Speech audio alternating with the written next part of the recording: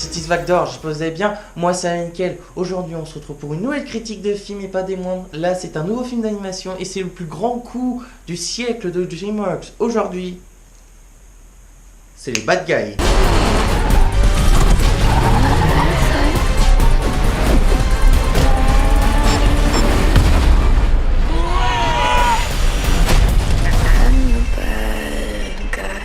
Les Bad Guys est un film d'aventure et de comédie sorti le 6 avril 2022 et tiré d'une œuvre Les Bad Guys de Aaron Bailey. Le film a été réalisé par Pierre Perifall, qui avait à son actif un seul petit film d'animation qui est Bill B. Bref, trêve de bavardage, tout d'abord je vais vous faire un petit résumé des Bad Guys. Nous suivons l'histoire d'une bande d'animaux redoutables de criminels de haut vol. Monsieur Loup, Monsieur Serpent, Monsieur Requin, Monsieur Piranha et Mademoiselle Tarentule.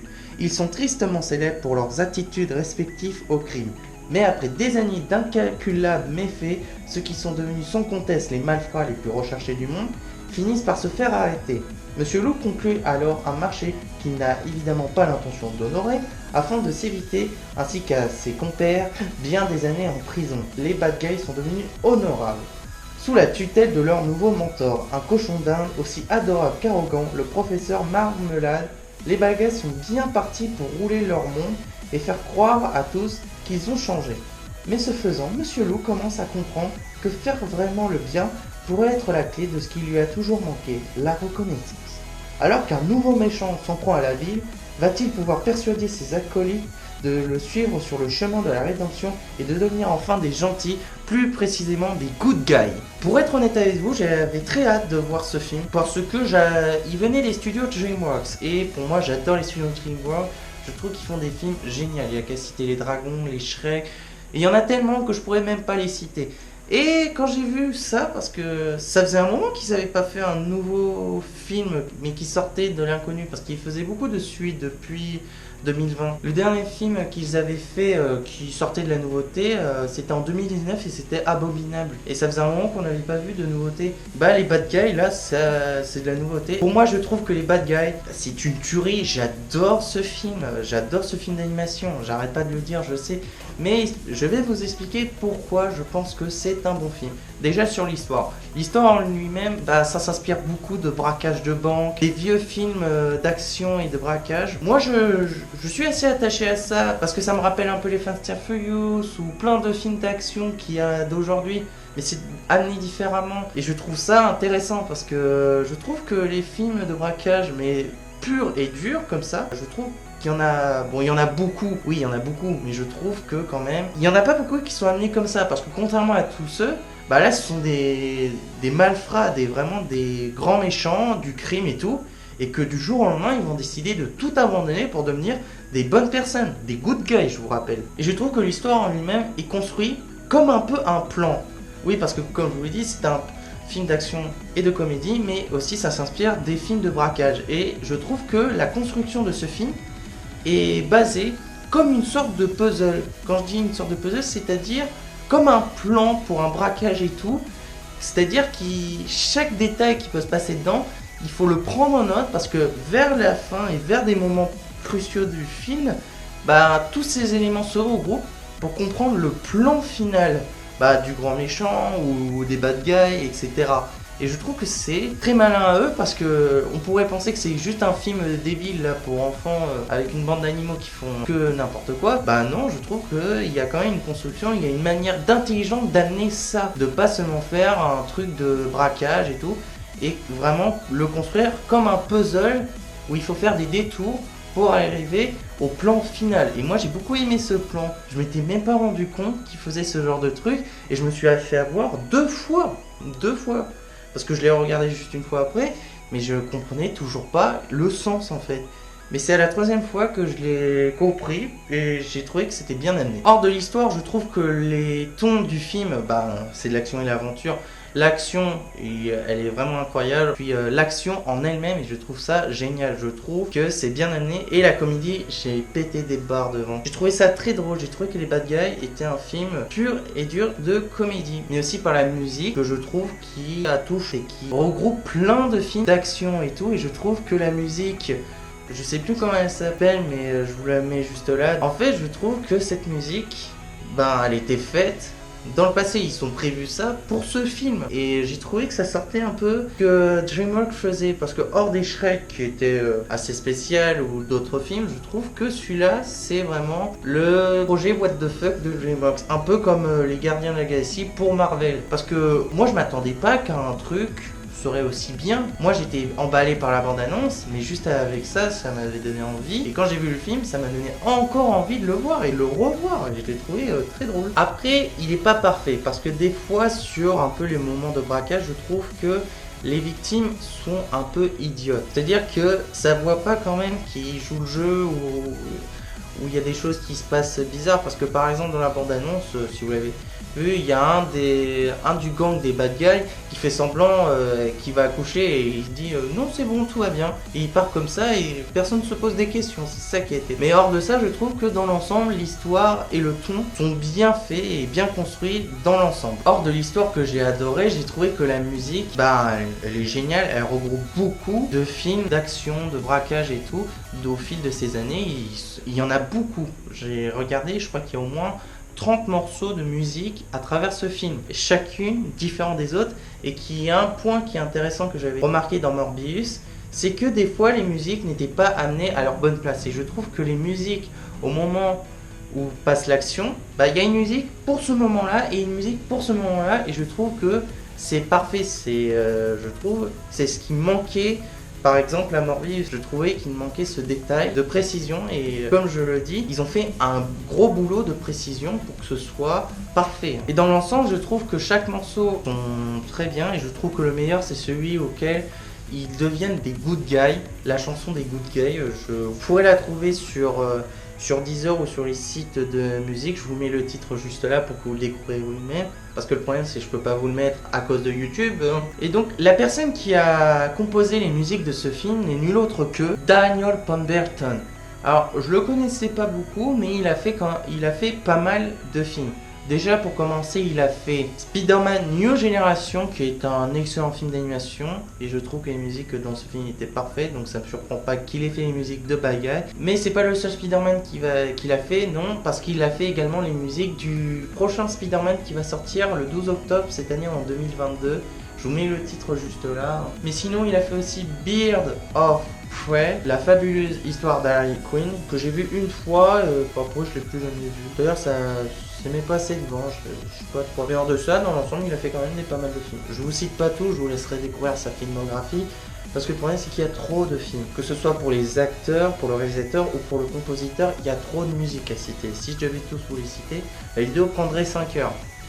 Je pense qu'à un moment ça vous saoulerait. Maintenant sur un détail que je vous avais cité sur Alerte Rouge, qui est l'animation. Parce que oui, il y a une chose qu'il faut savoir sur quand on interprète un personnage dans un vrai film réel et quand on donne sa voix pour donner vie à un personnage d'animation. Parce que ce sont deux mondes opposés. Parce que c'est physique quand tu joues un personnage dans la vraie vie, parce que tu dois t'entraîner, tu dois préparer ton corps pour les conditions du tournage, tu dois faire telle ou telle chose, tu dois également faire les actions et tout. Alors que dans l'animation, ce qui est différent, c'est que là, t'as pas besoin de faire d'efforts physiques. Enfin si, tu dois en faire sur la voix. Parce que tu dois donner un ton au personnage, tu dois donner la lourdeur de la voix, les accents, la manière de s'exprimer, mais aussi qui reflète bien le personnage auquel on voit. Et ce qui est très dur, parce que par exemple certains acteurs doivent prendre des voix qui les sortent complètement de ce qu'ils parlent de normal quoi. Et des fois pendant des heures et des heures ils doivent garder cette fausse voix et au bout d'un moment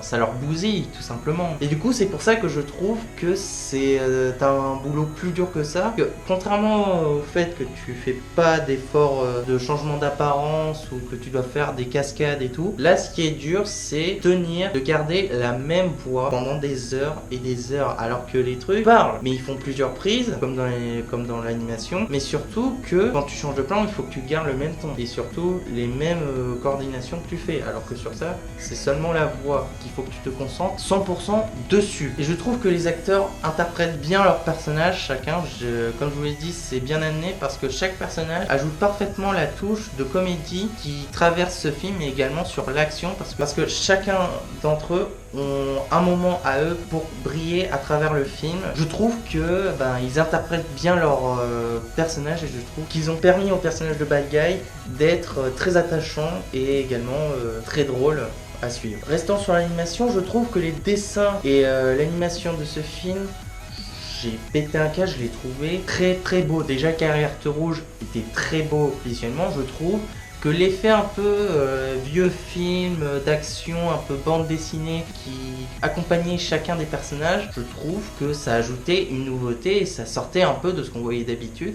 Et je trouve que ça les rend encore plus réels, je les trouve très réalistes et je les trouve très impressionnant visuellement. Je trouve que c'est important de souligner parce que c'est très dur de faire autant de réalisme et autant de perfection sur un dessin, parce que ce qui est drôle c'est que pour un dessin c'est un peu comme de la stop motion et la stop motion c'est un dessin qui s'enchaîne très vite avec un autre dessin pour faire différents mouvements et je trouve que c'est bien amené. Je trouve qu'ils ont quand même réussi à le rendre très réaliste. Parce que ce qui est dur avec ça, c'est que pour une seconde de film, il faut 24 images. Donc imaginez 1 heure, donc 60 minutes. Alors là, bon courage. Et en plus, il durait plus d'1 heure. Je crois qu'il durait 1h44. Donc dans l'ensemble, je trouve que l'animation est très beau. Il y a un détail qui m'a choqué et qui m'a fait retourner mon point de vue sur un personnage, c'est sur l'action de fin. Donc je vous mets le zone de spoil, vous connaissez la chanson, pour pas vous faire spoil. Allez, c'est parti. En gros, à la fin du film, les bad guys arrêtent le professeur Marmelot qui avait essayé d'utiliser le pouvoir de son astéroïde pour contrôler tous les contendants de la ville pour voler plus d'1 milliard de dollars à travers la ville qu'ils ont récupéré grâce aux bad guys. Et du coup, ils pensent avoir récupéré la météorite, sauf qu'il s'agit d'une lampe qui s'allume quand on tape des mains. Et ce qu'il faut savoir aussi, c'est que Monsieur Serpent a trahi ses potes, son gang quoi, pour travailler avec le hamster. Et je trouve que Monsieur Serpent avait joué un triple jeu. Oui, tout d'abord en faisant semblant d'être un méchant, ensuite pour décider de travailler avec le cochon d'Inde, mais à la fin de le trahir. Et ça revient à ce que j'ai dit un peu plus tôt, que c'est construit comme un puzzle, que les éléments qu'on nous montre cachent d'autres choses et qu'à la fin ils sont tous regroupés pour donner une autre fin alternative de ce truc, pour montrer la réelle chose qui devait finir à la fin. Et je trouve que c'était très bien amené et je trouve que, comme je l'ai dit, ça m'a retourné le cerveau, ça a fait un salto. Maintenant, les acteurs, comme je vous l'ai dit, ils interprétaient parfaitement leur rôle et qui permettaient aux personnages d'animation d'être plus vivants et surtout plus attachants et qui a permis de le rendre meilleur et qui a permis au film d'être encore meilleur grâce à ces personnages. Par exemple, il y a eu la participation de Sam Rockwell. Alors, personnellement, je ne le connais pas. Bon, normal, c'est un acteur. Mais dans l'ensemble des films qu'il a fait, qui sont connus, il a participé par exemple à La Ligne Verte, Iron Man 1 et 2, et Mission G. Il y a aussi par exemple Richa Ayoda qui a participé à Soul, le film d'animation de Pixar, mais également La Grande Aventure Lego 2. Il y a aussi la présence de l'actrice Awkwafina qui a participé à beaucoup de films récemment. Par exemple, elle a participé à Jumanji Next Level, un des Marvel sorti l'an dernier qui est Shang-Chi la légende des 10 anneaux, mais aussi au film d'animation Disney Raya et le dernier dragon. Il y a aussi la présence de Zazie Beetz qui a interprété plusieurs rôles et je la connais surtout pour avoir joué dans Deadpool 2, le Joker 2019 et Geostorm. Mais il y a aussi la présence de Greg Robertson qui a selon moi la filmographie la plus garnie. Il a participé dans Le Voyage du Docteur Dolittle, Songbird, La Nuit au Musée 2, sans oublier Percy Jackson 2, La Mer des Monstres. Et pour finir, il y a Marc Maron qui a participé au futur film d'animation de DC Comics Crypto qui sortira en mai 2022, mais il a participé aussi également au Joker de 2019, mais il a également participé à un film participant à une saga de nanar qui est les Sharknado. Il a participé au 3e Sharknado, qui sont pour moi des films très drôles, mais il faut pas se mentir, ce sont des mauvais films. Mais ils le savent. Pour conclure, je dirais que Les Bad Guys est un film d'animation très drôle, très amené, qu'il ne s'agit pas que d'un film pour enfants. Je trouve qu'il est construit de manière comme un braquage, comme je vous l'ai dit au fil de la vidéo. Je trouve que chaque révélation sont troublantes et choquantes, mais aussi très amenées et je trouve également très bien.